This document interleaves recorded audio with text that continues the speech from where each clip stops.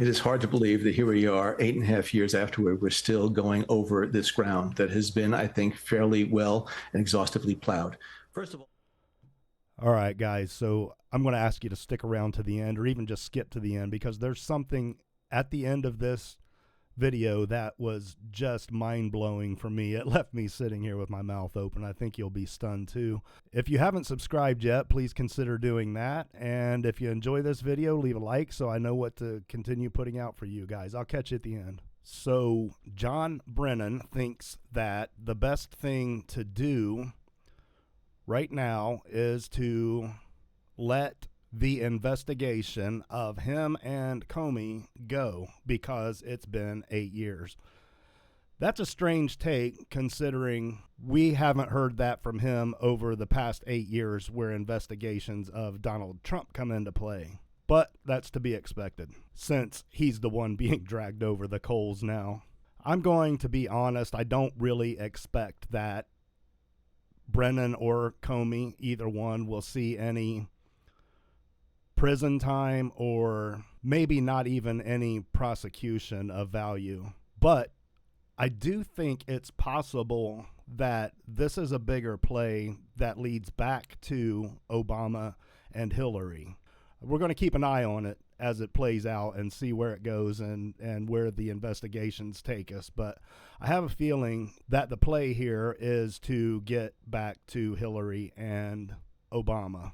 Anyways, I woke up this morning and ran across this clip from Valuetainment PBD Podcast with a guy named John Kiriakou. I haven't seen the entire interview with him or the entire podcast with him, but when it becomes available on YouTube, I'll post a link to it in the description here, and I'll post a link to all of the clips I played here in the description. Without any further delay, let's get into this.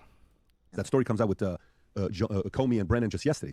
Shoot, sorry, let's slow it down. Yes, right. So FBI launches probe into former FBI, CIA directors. Fox News reports with go a little bit lower route for me to read. And how many years have we said John Brennan has to be investigated? Finally, he's being investigated. Why do you think all these years nothing happened? And why are you happy about the investigation? Why are you glad this is finally happening? Because I believe that John Brennan has come as close to agitating for a coup as we have ever had in our country. I wholly and completely agree. But let's listen to what he has to say. Everybody knew that this Russiagate thing was fake. I had a radio show at the time, and my co-host was a communist, an actual registered member of the Communist Party. And we were in full agreement about this for different reasons. I said, look, when I was at the CIA on the analytics side, they taught us that we could not make an analytic decision or judgment unless we had evidence. And I said, I'm not seeing any evidence of any Russian involvement with the Trump campaign. Just because John Brennan and Hillary Clinton and Comey get up and say, oh, he's with the Russians. That's not evidence. There's no evidence. Right. That's what half the country has been writing on for, 8 years now or more, is that intelligence officers said it or intelligence agents said it, so it's fact, and that's just not the way that it is. We saw that with Hunter Biden's laptop. Brennan and many other intelligence officers said that was, had all of the hallmarks of a Russian disinformation campaign or something like that. Well, that led people to believe that it wasn't real. It was all fake. Well, later we found out that it was. So when intelligence officers say something in an apparent official statement, that doesn't mean that it's fact or that it's evidence of any sort. But anyway, let's get back to it. There at all. If you've got evidence, and you can't go in front of a camera and say, oh, if you could see what I see, because I have clearances, if you could, oh my God, you would know. Adam Schiff. Yeah. What bullshit is that? Yeah. Right. If you have evidence, lay it out. The American people are intelligent. We can figure it out for ourselves. So those of us who actually dug a little deeper knew that this was BS from the very beginning. And it should have been criminal at the time. So finally, an investigation is taking place. Having been through the justice system here, I am not one to celebrate prosecutors going out and targeting people. But this, imagine the danger involved. What we almost saw was essentially the denial of democracy, the potential overthrow of a democratically elected president of the United States. A coup attempt on the president of the United States. And this is why it's just absurd to hear Brennan say, well, it's been 8 years, like we should just let it go and water under the bridge. That was a detrimental and pivotal point in America. I don't believe that in our history we've ever seen anything come so close to overthrowing the president of the United States. Now, I know there's going to be a ton of lefties out there to say January 6th. That's just an old tired road right now. Protest that got out of hand and lasted several hours is far, far, far from an attempted coup over the leadership of the United States. But anyway, we'll move on. It's shocking to me. Like, I get chills just thinking about it.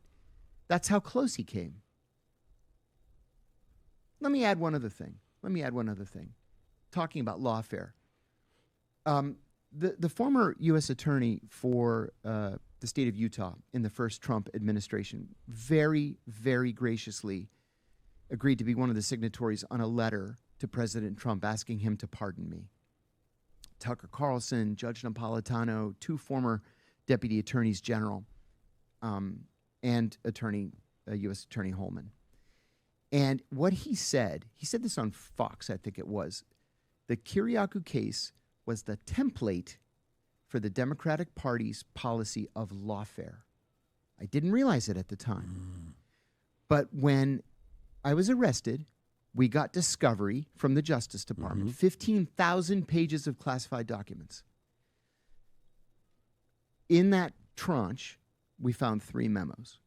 One was from John Brennan to Eric Holder, the Attorney General, saying, charge him with espionage. You? Yes. And Holder wrote back and said, my people don't think he committed espionage. Who wrote back? Holder? Holder. Eric Holder? Yes. Really? Mm-hmm.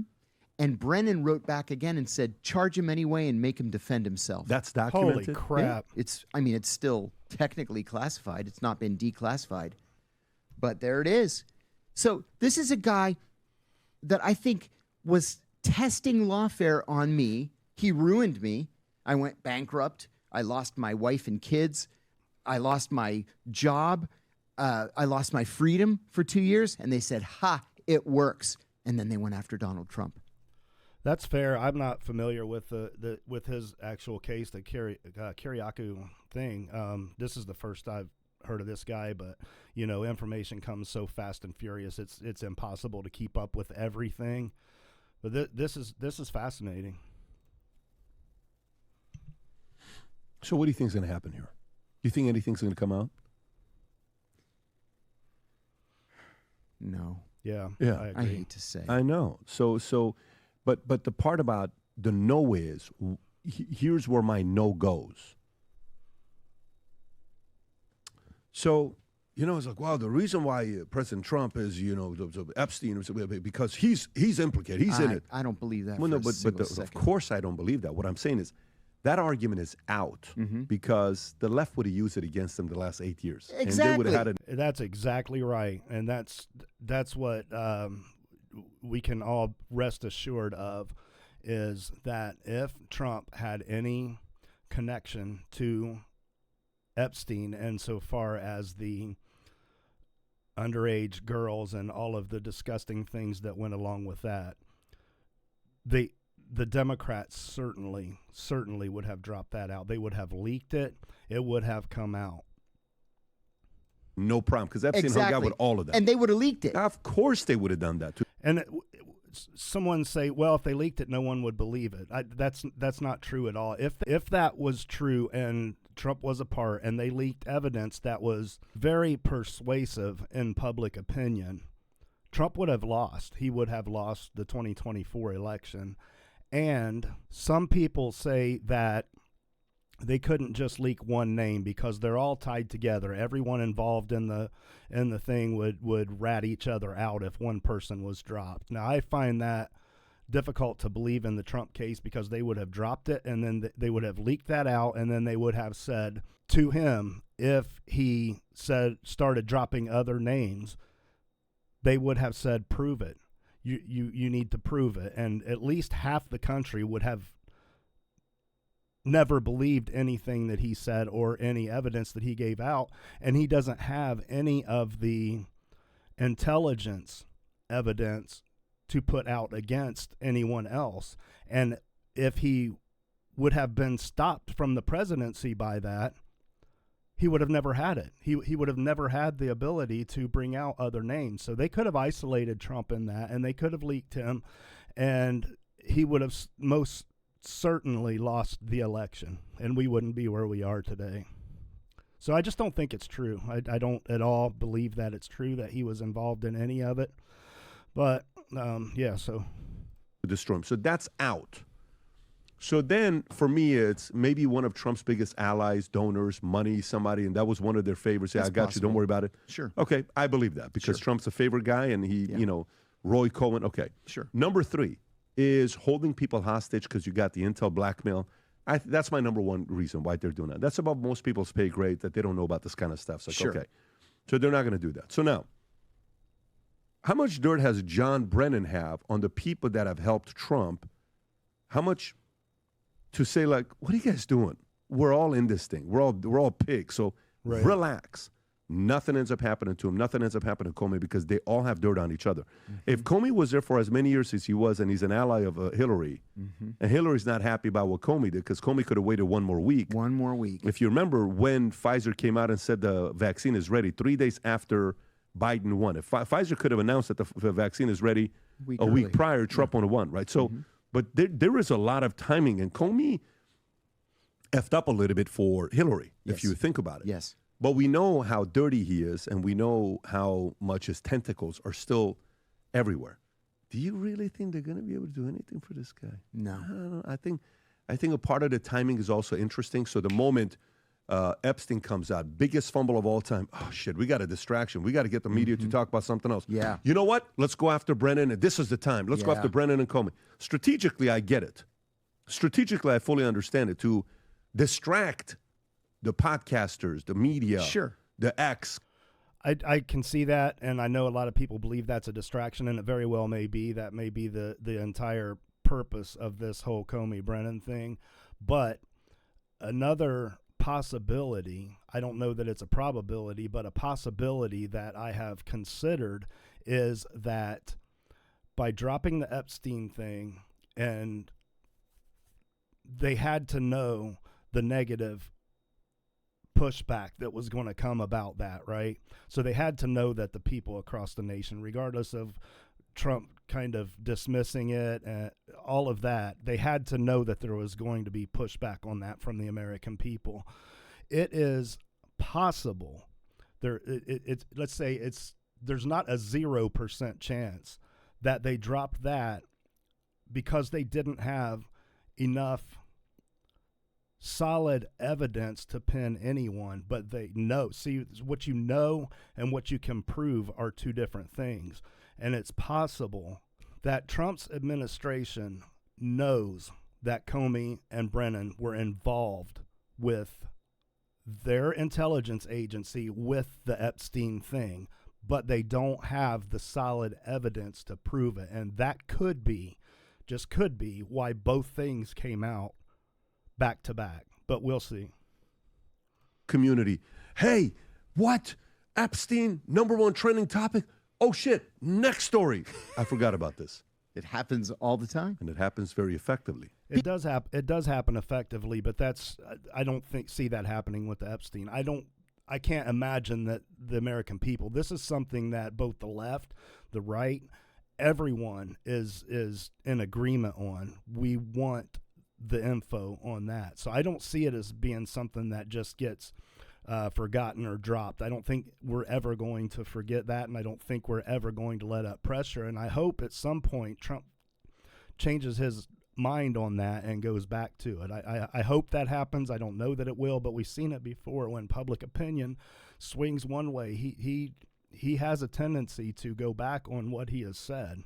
You know, the president's job is to act out the will of the people. So when a position is popular among the vast majority of the nation, it's really the president's role to follow that lead and to make decisions based on that. But anyways, we'll see. Americans underestimate the power that these Washington people have. They underestimate it. I'll tell you something else too. The files that J. Edgar Hoover had at the FBI were legendary, right? And everybody knows that the night of his death, his secretary burned the most damning files. But that's not to say that there aren't files on everybody now. A very close friend of mine, senior CIA officer, 32, 33 years, told me that his very first job at the CIA as a 22-year-old guy was in the Office of Counterintelligence. So on his first day, he went in and they give him a tour of the office. Here's where you're going to sit. Here's your desk. This is your computer, whatever. We didn't have computers back then. It was typewriters. But he said there was an entire wall of paper files. And the secretary told him, whatever you do, don't go into those files. He said, well, of course, the first night that he was there. Has to find out. Yeah, he went straight to the files. Course. He said every single file was on an American, which is patently illegal. It's illegal, but we know that our intelligence agencies do that. But every single file, and he said there were thousands of them. Are you surprised? Absolutely not. I'm not. Mm-hmm. I'm not surprised. So, Nope. to me, I don't think much is going to happen with this part. I think this was just immediately, hey guys, and I don't know what's going to happen with Bondi, because this was what happened with O'Keefe Media Group that they caught her saying what she said, and then afterwards she comes out and says that. And it's not like O'Keefe doesn't like Bondi. It's like, he's trying to protect her. Hey, guys, you guys been... So I think her timeline is numbered. Yeah. I don't know how much longer it could be. She may stay there for the rest of the time. But I doubt it. If she doesn't come out with something that reverses course on the Epstein, I think that's going to be the killer for her. They dragged that out too long. They kept waving a carrot in front of everyone for too long, and then just to drop it, I think that's the end. I think that's going to be the downfall of her, and she'll be gone soon. But we'll see. But, and not because she's a bad person. I've met her. I've spoken to her a couple of times. I just think this was a big mishandling, and now they got to distract and go to the next thing. A couple other things. CIA. What is the Plumber Squad? What is this? Before we move on to that, I just want to go back to the Pam Bondi thing. If they had come out when they got the files immediately and said, and I think Kash Patel did this a little bit, though I don't know he was completely honest and forthright about it, but if they had just come out with the firm stance that we know you guys want this evidence, but it just isn't there, we don't have it. If they had done that from the very beginning, this could have maybe turned out differently, but as of now, the way they've handled it was just horrible. It was awful. It was just awful. CIA Plumber Squad, Nixon, 1970-something, and Yeah. Hitman. Was that a real thing? Yeah, crazy as that sounds. Yes, it was. So there are sort of two CIAs, or maybe we could even say three. There was the pre-1975 CIA, which just did anything it damn well pleased, going out, killing heads of state and importing, heroin from Vietnam and doing anything it wanted. The Church Committee in the Senate and the Pike Committee in the House ended that. In 1975, they created the Senate and House intelligence committees to oversee the CIA, especially its covert action. Is this the John Perkins economic hitman pre-era where they would go out there and say, here's what we're going to do? Wild West. Right. Yeah. And they could get away with it. Yeah. Oh, yeah. And they did get away with it. Then from 75 to September 11th, the CIA very gradually reassumed some of its power and authority, but especially under Ronald Reagan. Then there's post 9/11, and the CIA just does anything it wants again. Yeah. You know, I'll give you a little bit of a side. Patriot Act, all that. Oh opened it up yeah, it opened up everything. Yeah. When I got whatever you believe about 9/11, whether you think it was an inside job, whether you think that it was happened the way the story that they put out, whatever you think about it, the intelligence agencies grasped on that. The federal government grasped on that and took so much power away from us and imposed on themselves such capability to spy on Americans, to involve themselves in every aspect of our lives. It was disgusting. At a prison, I was invited to dinner at the Greek ambassador's residence in Washington. So I went, and there was a senator there who's a member of the Intelligence Committee. And he came up to me, and he said, "Hey, welcome home. So glad you're back. Sorry things played out the way they did." And I said, I appreciate it, but Senator, I got to be honest with you. I was very disappointed that you didn't stand up for me. I really expected more from you. And he got angry. And he goes, "Look, it took all of my energy just to not lose my security clearance." And I said, "Oh, you're afraid of them." Yeah. Like, now it makes sense. I thought you were the congressional overseers. You're afraid of them. Mm-hmm. It put things into perspective. Yeah, who was it? Oh, shoot. Schumer, I think it was Chuck Schumer that said a couple years ago about Donald Trump that if you mess with the intelligence agencies, they have 6 ways to Sunday to get back at you. I think everyone is pretty terrified of the intelligence agencies, everyone in federal government.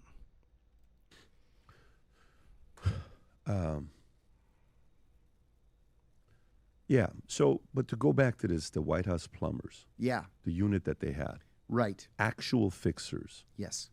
Like actual fixers? Yeah. Actual fixers. And by some accounts, even assassins. Right. Yeah. Does that still exist today or no?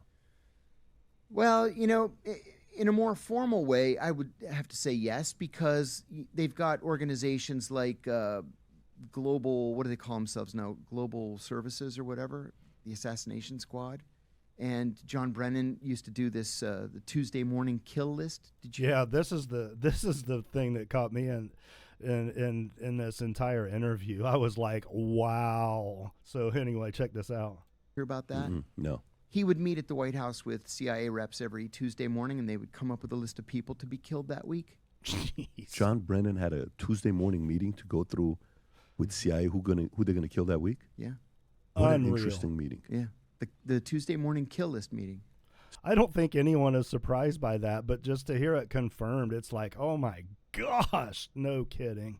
Wow. Seriously? Yeah. Mm. I think it was first reported in the Boston Globe. There it is. Yeah, there it is. So that's in oh, New okay. York, So it was the New Yorker. American government can decide whom to torture. Sam Brennan is the President Obama nominee, Director of General Intelligence. Last time they name came up on one too. I didn't get it because he seemed so close to the torture program perpetrated while he was senior official of CIA. If he was has greater distance, it's only because the time passed. Was it Brennan? One of the questions about those years. There it is. The kill list. One of them is crafting the president's kill list and then taking it to him for final approval. So they come up with a list of names. Obama would sign it, and then Global Resources and Special Activities would send their teams out, kill people, come home, wait for the next Tuesday meeting. Unbelievable. It's pretty sick. Yeah. Did you ever Pretty work sick. with them? I worked in the same office, but we didn't do operations. Did you meet him? Oh, yeah. What was he like? Oh, Brennan? Yeah. Oh, I've known Brennan since 1990. Hi, everybody. All right, so that last part about the kill list just blew my mind. It's not something that really surprised me. It's just crazy to hear someone who was on the inside to expose that. That is confirm it. It's just that's wild. But if you enjoyed this, please leave a like. And if you have something you want to add to it, or if you have information you want to give me, leave a comment. I'd like to talk to you in the comment section. And please consider subscribing. I will talk to you later. Thanks.